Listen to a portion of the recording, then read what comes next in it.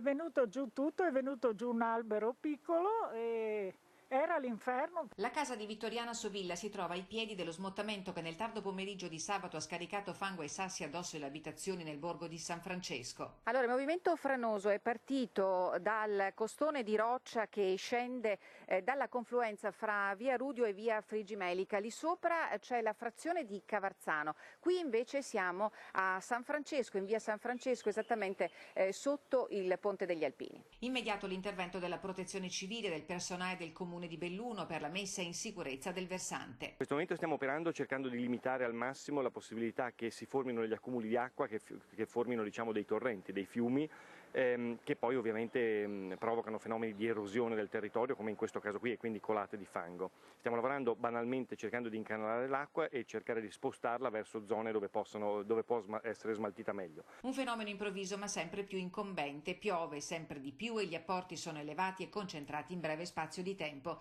Ecco perché, spiega il sindaco di Belluno, ci sono lavori da fare, muri di contenimento, opere di drenaggio, ma le risorse non bastano. Abbiamo ricevuto qualche rimborso anche dalla Regione del Veneto per quanto riguarda le Vaia, ma si parla di 250-270 mila euro, fino adesso abbiamo sostenuto spese per oltre 4 milioni, quindi siamo in una situazione di grande difficoltà. In via Frigimelica la strada è stata interdetta al traffico, in via San Francesco all'opera anche i volontari. Sono rientrato dal mare, ero a fare il weekend con gli amici e ho saputo la notizia, sono subito corso qua a casa e sono riuscito a aprire il garage, per fortuna nessun danno, posso già dirlo, però adesso devo riuscire a tirarla fuori la macchina perché è indispensabile. Hai preso paura?